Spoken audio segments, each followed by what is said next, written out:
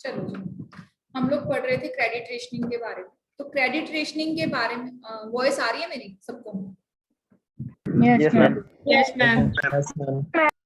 चलो जी, credit rationing में हम पढ़ रहे थे कि हर एक को ना अपना अपना कुछ कोटास दिया गया है। इस कोटेस के अंदर हमारे फंड्स भरे हुए हैं, इतना ही फंड आप बांट सकते हो। अब इसके अंदर से अगर छोटे छोटे फंड्स की रिक्वायरमेंट आती है तो हम सबको दे पाएंगे, लेकिन अगर कोई जितना कोटा है हमारा उससे भी ज्यादा का लोन मांगे, यानी कि या फिर ये सारी जो हमने फंड्स बांटे हैं, जो सारा लोन बांटा है, इनका अगर सम करो तो आपके कोटे से एक्सीड करना चाहिए या कोटे जितना ही होना चाहिए?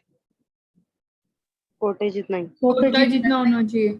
अगर बोल दिया कि 100 करोड़ का लोन बांटना है बैंक्स को, ठीक है, अब बैंक क्या 110 करोड़ का लोन दे सकती है किसी को, किसी एक पर्टिकुलर सेक्टर में? No ma'am. No ma'am. जितना मैक्सिमम लिमिट है आपको उसको रेशनिंग करनी आनी चाहिए, आपको बंटवारा करना होगा, देखना पड़ेगा कि आप कितना लोन दे सकते हो। अपनी लिमिट्स चेक करो, सामने वाले की एसेट्स चेक करो, कोलेटरल चेक करो, मार्जिन रिक्वायरमेंट्स बढ़ा दो अगर आपका कोटा कम है तो इस तरह से आप अपने लोन को बैलेंस कर सकते हो। ठीक है, अब ये सारी चीजें जो आपकी आती हैं मॉनेटरी पॉलिसी में या क्रेडिट पॉलिसी में, जनरली आपके क्रेडिट को मैनेज करने के लिए ही की जाती है। इसीलिए आपने देखा होगा किसी भी रेट्स में हम बात कर रहे हैं तो उसका डायरेक्ट इफेक्ट किस पे आ रहा है? आपके क्रेडिट पे आ रहा है, लोन पे आ रहा है, तो लोन पर ही आएगा हर एक चीज का इफेक्ट। चलो जी, एक तो ये हो गया आपका मार्जिन, एक हो गया ये आपका क्रेडिट रेशनिंग। इन सब में कुछ ना कुछ रूल्स थे। नेक्स्ट क्या है हमारे पास? नेक्स्ट है हमारे पास मोरल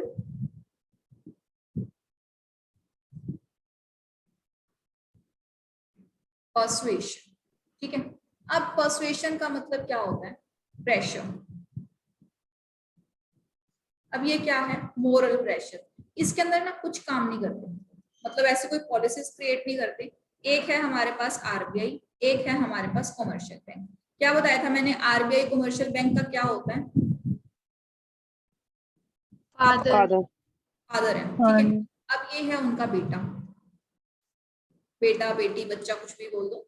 अब आरबीआई इसको चेक करता रहेगा, ठीक है। आरबीआई को क्या लगता है? आरबीआई को लगता है कि कमर्शियल बैंक क्या कर रहा है, पैसा इतना बड़ा है हमारे पास, लोन बांट। तो कमर्शियल बैंक क्या करेगा?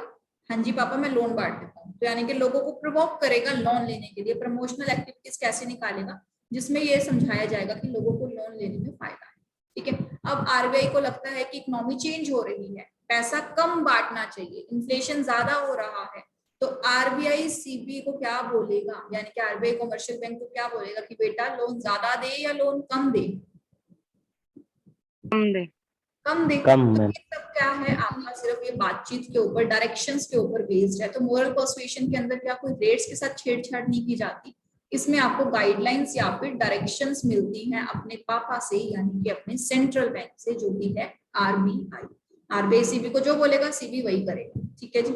अब इसके बेसिस पे इसका ओपिनियन तो वही रहेगा, इन्फ्लेशन कंट्रोल करना है, अगर इकोनॉमी डाउन जा रही है तो इकोनॉमी को उठाना है। बस ये कमर्शियल बैंक को साथ साथ उंगली करता रहेगा, ये काम करना है और ये काम नहीं करना। अच्छा, सीबी आरबीआई की बात मानेगा? आप लोग Yes, मानते ma'am. हो पापा की बात? Yes ma'am. अच्छा, पहली बार में मान जाते हो या कई बार डांट फटकार भी लगानी पड़ती है? पहली बार में मूड डांट पे फटकार भी डिपेंड है। लगानी पड़ती है। तो आरबीआई के पास है ना कंप्लीट कंट्रोल है किसका? सीबी का। सीबी का कंप्लीट कंट्रोल है, मतलब ये इसको सुपरवाइज कर सकता है, अगर सीबी गलती करे तो उसके ऊपर इन्वेस्टिगेशन बिठा सकता है। तो ये इन्वेस्टिगेशन बिठा रहा है जी। अगर सीबी नहीं बात मानेगा तो इसको डांट फटकार के काम करवाएगा, लेकिन करवाएगा क्या? अपना ही काम करवाएगा। तो अपना काम करवाने के लिए आरबीआई सीबी को डांट भी सकता है, डायरेक्शंस भी दे सकता है, एडवाइस भी कर सकता है। तभी हमने बिल्कुल फर्स्ट में जब रोल्स पढ़े थे तो पूछा था कि RBI is the friend, philosopher and guide to the commercial bank. तो वो इसी वजह से इसका गाइड है, क्योंकि समय समय पर इसको गाइडलाइंस देता रहता है, डायरेक्शंस देता रहता है। Clear? Yes ma'am. Yes, ma'am. कोई डाउट है यहाँ तक? No ma'am. Credit rationing. Credit rationing, credit rationing है जितना है उसी में संतुष्ट रहो, जो है जितना है उसी में संतुष्ट रहो। जितना कोटा है, 1 लाख का कोटा है तो 1.5 लाख रुपए की चीज आपको नहीं मिल सकती। पॉकेट में मेरे सिर्फ 1 लाख रुपए हैं, क्या मैं 2 लाख की गाड़ी ले पाऊंगी? मेरे पास सिर्फ 1 लाख रुपए हैं और गाड़ी पसंद आ गई 2 लाख की, क्या मैं ले पाऊंगी 2 लाख की गाड़ी? है ना? तो बता दो। क्रेडिट मुझे तो तो नहीं ले पाऊंगी मैं, ठीक है जी। अब 2 लाख की गाड़ी नहीं ले पाऊंगी तो 1 लाख में ही मुझे गुजारा करना पड़ेगा। अपनी डिमांड्स को या फिर अपनी विशेष को कहीं ना कहीं कंप्रेस करना पड़ेगा और मेरे को 1 लाख के ऊपर आना पड़ेगा। यानी कि when demand is higher than the available resources, यानी कि आप जो आपसे लोन लेने आ रही हैं वो ज्यादा का लोन मांग रहे हैं, आपके पास जो कोटा दिया है आरबीआई ने वो कम है, रिसोर्सेज कम है, डिमांड ज्यादा है। क्या करोगे आप? करोगे कि डिमांड और रिसोर्सेज के बीच में इक्विलिब्रियम बिठाओगे, यानी कि जितने रिसोर्सेज है बस उतनी ही डिमांड फुलफिल कर सकते हो। अब ऐसा हुआ कि किसी की डिमांड बिल्कुल भी फुलफिल नहीं हुई, जैसे कि मान लो first come first serve basis, अगर मान लो ABCDE है, ठीक है, पहला बंदा लोन लेने आया मिल गया, दूसरा बंदा लोन लेने आया मिल गया, तीसरा बंदा लोन लेने आया मिल गया, चौथा बंदा लोन लेने आया मिल गया, पांचवा कहता ओहो जी आप लेट हो गए, कोटा खत्म हो गया हमारा। ये भी तरीका हो सकता है। दूसरा तरीका क्या हो सकता है, ये जितने का लोन लेके आया दे तो दो पर थोड़ा कम, ये जितने का लोन लेके आया दे दो थोड़ा कम, ये जितने का लोन मांगने आया दे दो थोड़ा कम, ये जितने का लोन मांगने आया दे दो थोड़ा कम। तो बेचारे ई के लिए भी कुछ ना कुछ तो बच ही जाएगा, जितने का मांगने है उतना नहीं तो थोड़ा कम तो मिल ही जाएगा। तो इस तरह से आप अपने रेशनिंग मेथड यूज कर सकते हो कि मुझे अपनी जो जनता है, मेरे जो कस्टमर्स है, उनकी डिमांड को सेटिस्फाई भी करना है with the resources available to me. तो उसमें वो करेगा क्रेडिट रेशनिंग। कितना लोन बांटू, जितना आरबीआई ने तुझे पावर दिया उतना ही बांट। सामने वाला तो कितना भी मांगेगा, उसको तो काम ही है मांगना, सारा नहीं दे सकता तुम। Clear? Yes ma'am. Yes, ma'am. तो मैम ये All रेशो clear? तो मैम ये रेशो आरबीआई डिसाइड करती है या बैंक को ही करना पड़ता है?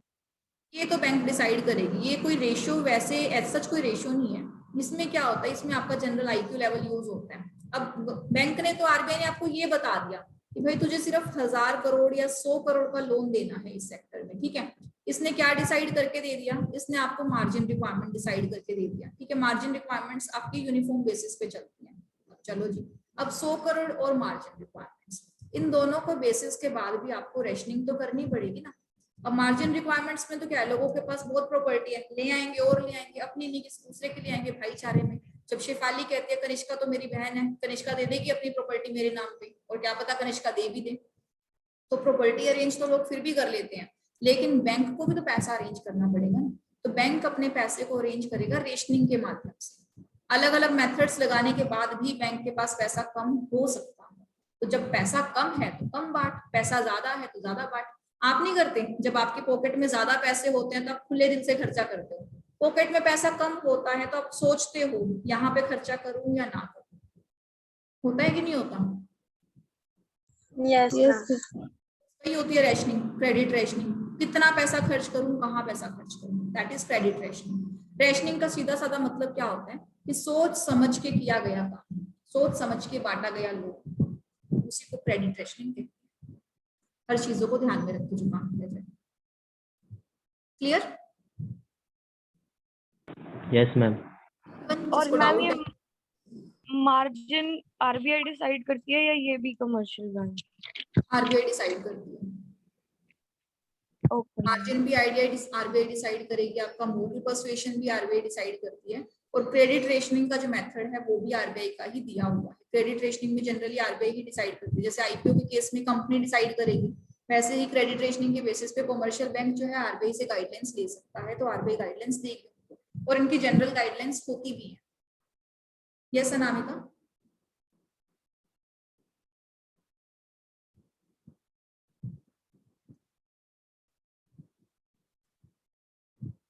हाँ जी अनामिका। मैम जो रिक्वायरमेंट ऑफ मार्जिन है लोन की, वो स्पेक्युलेटिव एक्टिविटीज के लिए रेज की जाती है, इसका क्या मतलब है मैम? तो स्पेसिफाइड नहीं, स्पेक्युलेटिव स्पेसिफाइड नहीं बोल सकते आप। मार्जिन रिक्वायरमेंट स्पेक्युलेटिव कैसे हो जाएगी? स्पेक्युलेटिव तो वो होगा जो आप मतलब ऐसे वाले काम करते हो जिसमें आपको जमाखोरी करनी है या फिर थोड़ा सा आपको इलीगल वे आउट में जाना है। ये तो सीधा साधा इनका मार्जिन है, स्पेक्युलेटिव पर्पस नहीं होता इनका। जनरल पर्पस क्या होता है? जनरल पर्पस ये होता है कि मार्केट में अगर मंदी आई तो हम लोग बचे ना। जमा तो ऑब्वियसली थोड़ा बहुत तो करते ही हैं। ये मान लो 1 करोड़ के लोन के बदले हमने जो एग्जांपल किया था, 1 करोड़ की प्रॉपर्टी के बदले में हमने दिया कितना? 80 लाख ही दिया था। 20 लाख तो इसने रख लिया, लेकिन इस 20 लाख को जनरल में अगर मैं बोलूँ तो स्पेसिफिकेशन स्पेक्युलेटिव नहीं बोलूंगी, मैं इसको बोलूंगी मैंने मार्जिन अपनी सेफ्टी के लिए रखा है, सेफ्टी मार्जिन है ये मेरा। अगर मार्केट मंदी चली गई, सामने वाला बंदा तो मुकर जाएगा। अगर मान लो ये जो प्रॉपर्टी है 1 करोड़ से निकल के 70 लाख की हो गई, ठीक है, अब सामने वाला बंदा क्या करेगा, फटाफट निकल जाएगा। या फिर मान लो 80 लाख की भी हो गई और मैंने पूरा का पूरा 1 करोड़ का ही लोन दिया हुआ, 1 करोड़ का अगर लोन पूरा दिया हुआ है तो 80 लाख आते ही वो तो छू मंतर, क्योंकि उसको 20 लाख का फायदा हो रहा है ना। तो मैं उसको ये फायदा नहीं करवाना चाहती, मैं चाहती हूँ कि मेरे पास मार्जिन बने। तो एटलीस्ट ये तो है कि जब तक प्रॉपर्टी का फ्लक्चुएशन 20 लाख या उससे कम का है तब तक बैंक सेफ है। अगर फ्लक्चुएशन 20 से ज्यादा का हो गया गलती से, मान लो इस एसेट की वैल्यू 60 हो गई, 50 हो गई, तब तो बैंक को दिक्कत आएगी। तब तो सामने वाला बंदा रीपे नहीं करेगा, कहता प्रॉपर्टी बेच ले, मैं तो नहीं दे रहा पैसा वापस। उस टाइम पे बैंक का कुछ पैसा एनपीए हो जाता है। आप लोग पूछ रहे थे ना एक कॉन्सेप्ट कि बैंक का एनपीए क्यों होगा, वो तो सिक्योरिटी जमा कराता है ना। इस केस में बैंक का बड़ा सारा पैसा एनपीए हो जाता है। अब लोन दिया था 80 लाख का, प्रॉपर्टी हो गई 50 लाख की, मान लो उसने जो रीपे किया वो क्या था अभी तक 5 लाख रुपए, ठीक है, तो 5 लाख रुपए ये और 50 लाख की प्रॉपर्टी हुआ कितना, 55 लाख रुपया। बाकी का बचा हुआ पैसा क्या गया, खत्म। कौन देगा वापस, कोई नहीं देगा उस चीज को। तो इस तरह से बैंक्स के एनपीए भी बड़े ज्यादा होते हैं।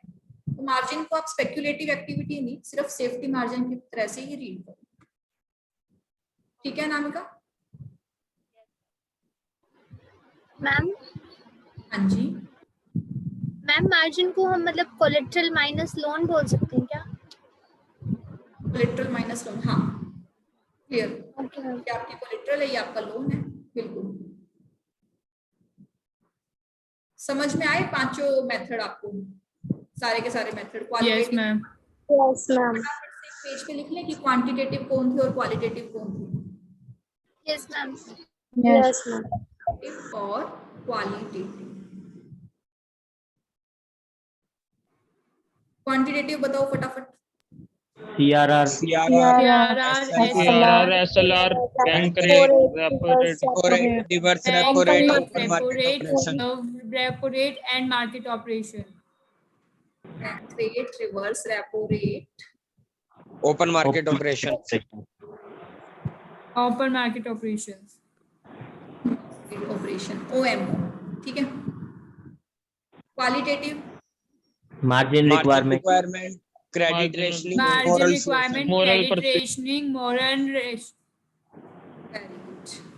चलो जी, कोई ऐसा बंदा जिनमें से जिसको इसमें से कोई पॉइंट नहीं समझ में आया?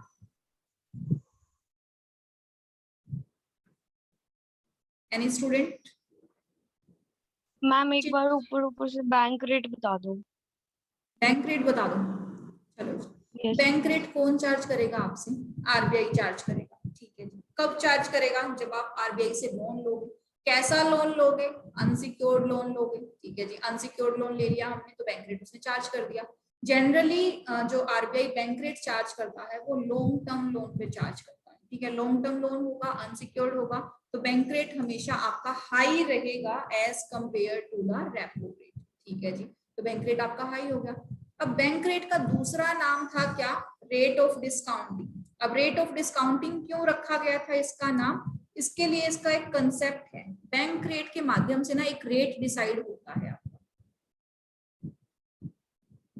जो आपको बिल डिस्काउंट करने में हेल्प कराता है।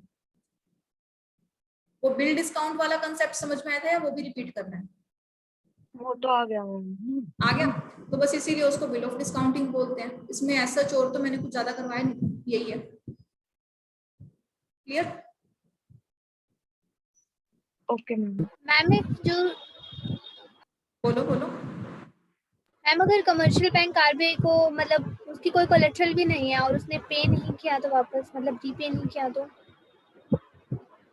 या तो आरबीआई के पास पूरे अधिकार है कमर्शियल बैंक के खिलाफ, उसका लाइसेंस कैंसिल कर देगा, सस्पेंड कर देगा उसके बिजनेस को उठा के किसी में मर्ज कर देगा, उसको स्टे लगा सकता है, उसके अकाउंट्स को फ्रीज करवा सकता है। बंद हो जाते हैं बैंक इस तरह से। आरबीआई है तो रेगुलेटर ही ना उनका, करेगा नहीं वैसे वो कैसा आरबीआई। तो मैम अगर आरबीआई ने बैंक ही बंद करा दिया तो लोगों का पैसा भी तो डूब जाएगा जो उस बैंक में होगा। नहीं, उस टाइम पे क्या होता है कि जब कोई बैंक या फिर कोई भी एंटिटी बंद होती है ना, वो उस समय बंद होती है जब सामने वाला बंदा ना पूरा लॉस में चल रहा होता है। यानी कि मान लो ABC, ये हमारा एक बैंक है, ठीक है, इस पे बड़े सारे लोगों ने पैसा जमा कराया था, ठीक है। अब इस बैंक की हालत होगी खराब, ये लोग पैसा ले लेके भाग जाते हैं। अब इसके NPA बहुत ज्यादा है कि इसके अंदर लॉस चल रहा है, ठीक है। अब लेकिन जो इन लोगों ने पैसा जमा कराया वो भी तो इसने कहीं ना कहीं किसी ना किसी सिक्योरिटी में तो जमा कराया होगा, या फिर जिन लोगों को इसने लोन दिया था जो भाग गए थे पैसा लेके, उनकी तो एसेट्स होंगी यहाँ पर। तो जब इसको बंद करवाया जाएगा तो इसकी सारी एसेट्स बेची जाएंगी। तो जब ये एसेट्स बिकती है ना, तो इस एसेट्स के कई हिस्से निकलते हैं इसमें से जो पैसा आता है। कुछ पैसा जाता है बेचारी आम जनता को, कुछ पैसा जाता है जो इसके गवर्नमेंट ड्यूज पेंडिंग थे। तो इस तरह से ना इसका सारा का सारा पैसा निकल जाता है ऑन द बेसिस ऑफ किस किस का पैसा इसने खा रखा है। अब ठीक है, नो डाउट इन लोगों को लॉस हो सकता है, क्योंकि जितना पैसा इन्होंने जमा कराया उतना पैसा इनको शायद वापस ना, लॉस होने के चांसेस हैं, बट कंप्लीट लॉस हो ये चांसेस कम रहते हैं।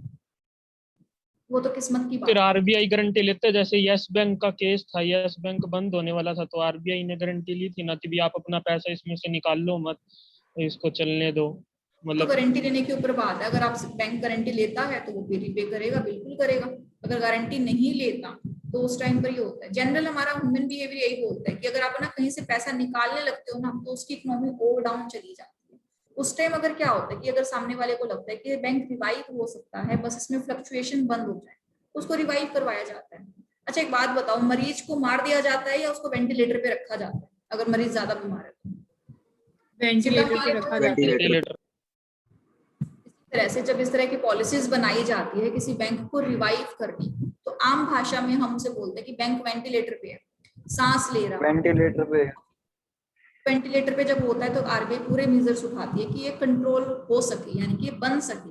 बैंक को बंद करने में आरबीआई को लॉस होता है, और बैंक को जब खुला रखती है तो इकोनॉमी मूव करती है, रन करती है, तो पूरी कोशिश करता है। तभी तो वो यस बैंक में उसने कोशिश की, और अगर प्रॉमिस कर दिया तो आपका पैसा सिक्योर है, फिर आपका पैसा कहीं नहीं जाएगा। क्लियर? चलो जी, आरबीआई में जो भी डाउट है वो आप पूछ सकते हो अभी। क्रेडिट पॉलिसी हमें क्लियर हो गई। क्रेडिट पॉलिसी में एक छोटी सी चीज और देख लेते हैं। जब इनकी क्रेडिट पॉलिसी में यानी कि बैंक रेट में चेंज होते हैं तो हमें बताया जाता है कि बेसिस पॉइंट पे चेंज होता है आपका। बेसिस पॉइंट बोले तो कि 100 बेसिस पॉइंट का 1% बनता है, यानी कि अगर किसी पॉलिसी के अंदर 100 बेसिस पॉइंट चेंज हुआ है तो 100 basis point is equals to 1%। यानी कि मैं बोलूं कि आपकी बैंक का जो बैंक रेट है वो 4% है, और आप बोलते हो कि 100 बेसिस पॉइंट इंक्रीज हो गया तो आपका बैंक रेट करंटली क्या होगा, 5% होगा। मैं बोलूं कि 25 बेसिस डिक्रीज हो गया तो अब ये कितना हुआ, 5% से 25 बेसिस पॉइंट डिक्रीज हुआ तो 4.75 इसके अंदर से 50 बेसिस पॉइंट और इंक्रीज हो गया, प्लस 50 बेसिस पॉइंट तो 5.25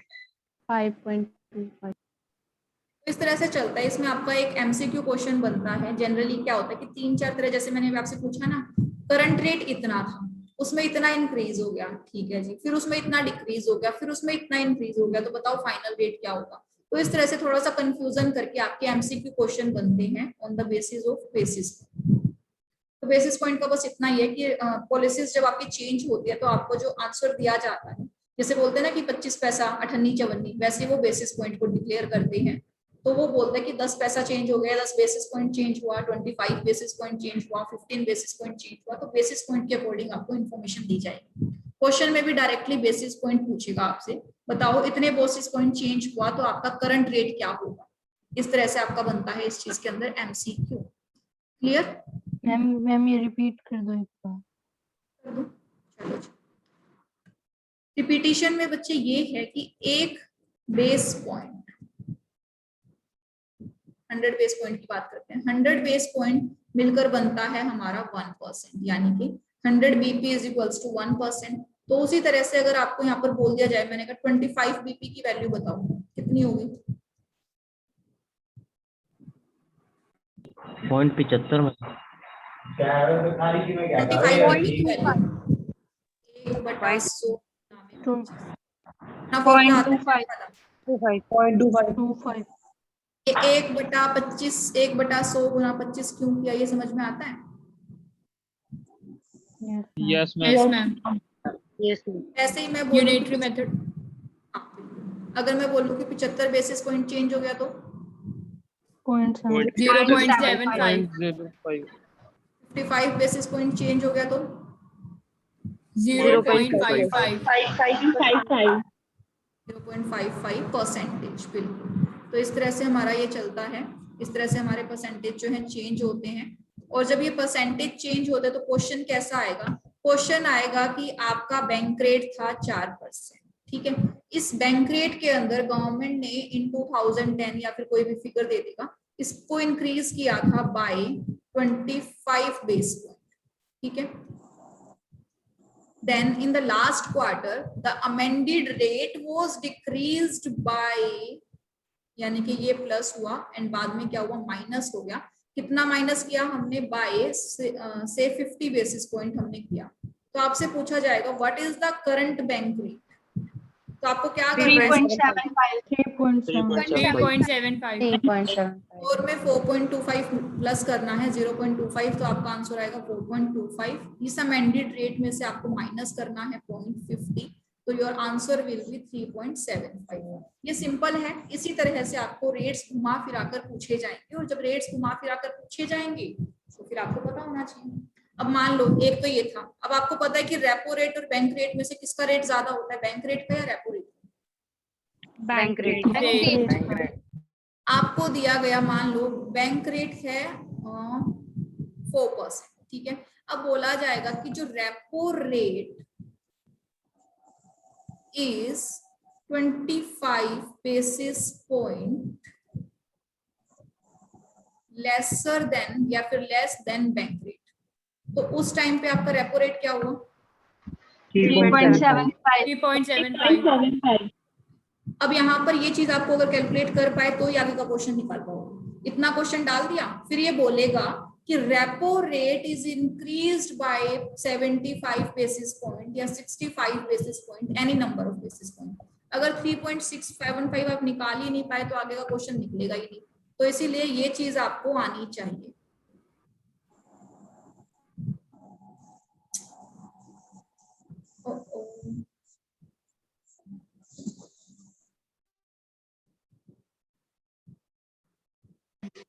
स्क्रीन बंद हो गई है ना आप सबकी? Yes ma'am.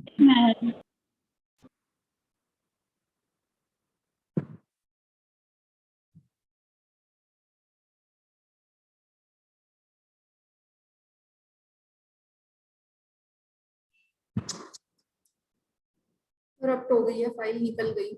इंक वाली स्लाइड किसी को नहीं मिल पाएगी आज, आपको वीडियो से ही काम चलाना पड़ेगा।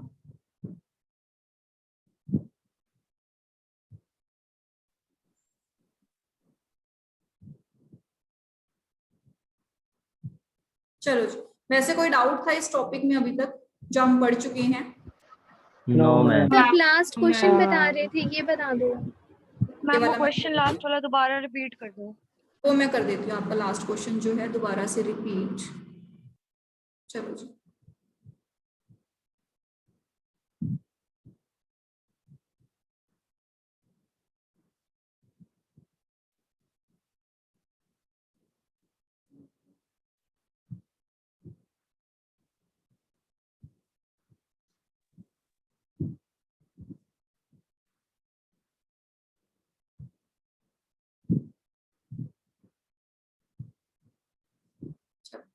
हम लोग कर रहे थे अपना क्वेश्चन। तो हम लोग को क्या पढ़ना है, हम लोग, मैंने आपको बोला था कि जो हमारा बैंक रेट है वो बैंक रेट कितना है हमारा, 4% है, ठीक है।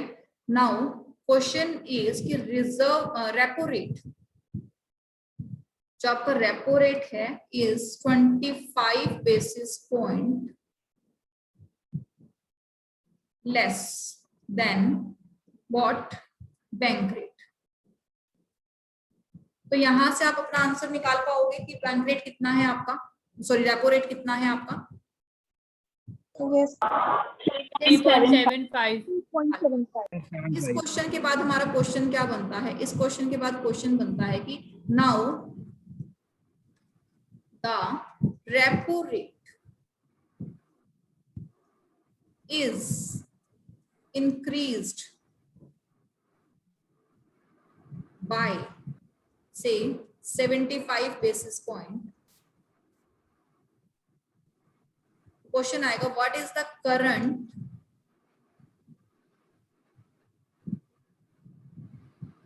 Repo rate. 4.50. 4.50. 4.5. इस तरह से क्वेश्चन है, थोड़ा सा घुमा फिरा के देगा। अगर हमें ये निकालना आता है तो हमारे क्वेश्चन इजीली निकल जाएंगे। जनरली एक क्वेश्चन बनता है आपका बेसिस पॉइंट के ऊपर और एक क्वेश्चन आपका आता है बेसिस पॉइंट की डेफिनेशन के ऊपर। फॉर एग्जांपल आपसे सिर्फ इसने ये डाल दिया 69 बेसिस पॉइंट है, कन्वर्ट इट इनटू परसेंटेज। 0.69. 0.69। बस इस तरह के क्वेश्चंस आएंगे आपके बेसिस रेट पे। ये वाला तो क्वेश्चन निकल जाता है हमारा, ये कंपैरेटिवली इजी होता है। मुश्किल कौन से होते हैं? मुश्किल हमें ये हो जाता है क्योंकि ये तो थोड़ा सा आपको 2 बार फिगर आप सुन चुके हो तो आपके लिए इजी हो गया, बट इसी को टिपिकल इसलिए बना दिया जाता है क्योंकि बार बार इसको उसमें प्लस करो, उसको उसमें माइनस करो, फिर उसमें से प्लस करो, तो इस तरह से थोड़ा सा कंफ्यूजन क्रिएट किया जाता है। तो आपको करना क्या है, बस हर पॉइंट साथ साथ करते रहना है। जैसे हमने 4 में से पहले 25 बेसिस पॉइंट माइनस किया तो हमारे पास आंसर आया 3.75, फिर उसमें 75 बेसिस पॉइंट प्लस कर दिया तो हमारे पास आंसर आ गया 4.5। तो इस तरह से स्टेप बाय स्टेप करते जाओगे तो कंफ्यूज नहीं होगे। बस क्वेश्चन में यही ध्यान रखना है कि आप कंफ्यूज ना हो। Clear? Yes ma'am. Yes, ma'am. और कोई डाउट है इस टॉपिक के अंदर? शेयर करूं वो जो पुरानी पीपीटी थी हमारी? डाउट है तो? No ma'am.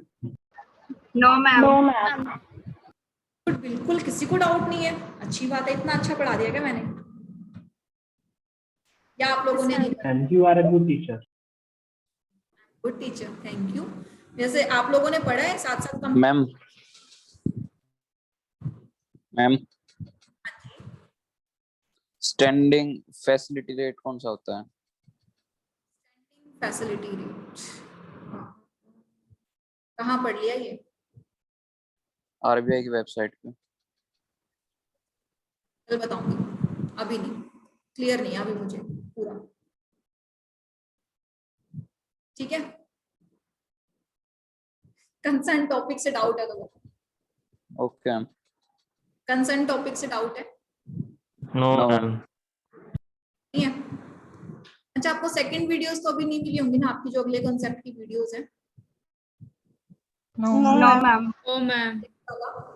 तो हम अपना नेक्स्ट है ना सेबी वाला कंप्लीट करेंगे, सेबी वाले पढ़ना स्टार्ट करेंगे। नेक्स्ट हमारा सेबी ही था, ऑर्गेनाइजेशन। तो इसका वीडियो आई होप आपको शाम तक मिल जाएगा, तो उसके बाद फिर हम इसको स्टार्ट करेंगे। ठीक है मैम प्रीवियस वालों को तो नहीं भेजा ना आपने? प्रीवियस वालों के नहीं, उनके नहीं भेजे, उनका सिर्फ जूम सेशन ही है, वीडियो मैंने नहीं डाले उनके। सिर्फ अभी जो करंट आगे बढ़ी वापस पुराने सिनेरियो से करेंगे। ठीक मैम है, सेबी का शाम तक आएगा क्या? शाम तक आ जाएगा, नहीं जल्दी का है वैसे, आ जाना चाहिए आपको, शाम तक मिल जाएगा। ठीक है, हम यूट्यूब पे डाल देना मैम। यूट्यूब पे एक्चुअली ना इसमें प्रॉब्लम होती है, एकेडमी के जो नॉर्म्स है ना अभी तक ना ये वो हुआ है कि उसको ना साइट्स को ही अपडेट कर रहे हैं, ऐप को ही अपडेट कर रहे हैं, तो इसको ओपन नहीं रख। क्या कह रहे हो? उसको अपडेट कर दिया मैम। होगी update? Yes ma'am. Yes, ma'am. तो बढ़िया है, फिर आपको क्या डाउट है? कोई दिक्कत है ही नहीं, चाहे आप वेब बेस्ड करो चाहे उसमें करो। और बताओ, हमारी क्लास में बाल किशन है? मैम ये कैसे करनी है लैपटॉप में डाउनलोड? लैपटॉप में वो डाउनलोड नहीं होगी, आप उस पे ऐप को जब लिखोगे ना लैपटॉप के ऊपर तो उस पे वेब बेस्ड ऐप लिखी आएगी। जब आप उसको डालोगे, ऐप का नाम डालोगे टीम यशस्वी वेब बेस्ड, तो वेब पे खुल जाती है आपकी। जैसे व्हाट्सएप वेब खोलते हैं ना उसी तरह से। फिर उसके अंदर आपके वो डिटेल्स मांगेगा, आपका फोन Yes, नंबर ma'am. डाल देना, फिर ऐड हो जाओगे आप लोग। बाल किशन है हमारे पास या नहीं है क्लास में?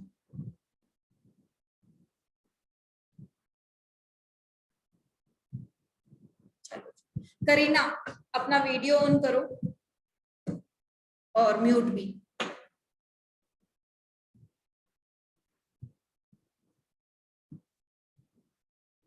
अच्छा 10 मिनट पढ़े, 10 मिनट के लिए तो आप सब अपने अपने वीडियो ऑन कर ही सकते हो। बहुत दिन हो गए फेस देखे आप सबके। कैसी चल रही है करीना स्टडीज? मैम अच्छी चल रही है। अच्छी चल रही है, पढ़ रहे हो साथ साथ सारी चीजें? Yes backup ma'am. बढ़िया से क्लियर? यस करीना, आप अपने ना नोटबुक्स मुझे भेजना, सेंड करना अपना नोटबुक का पीडीएफ बना के, जितना भी आपने पढ़ा है अभी तक बीसीके का। ओके। ओके, और किससे बात करें? चिंटू जी, चिंटू सिंगला।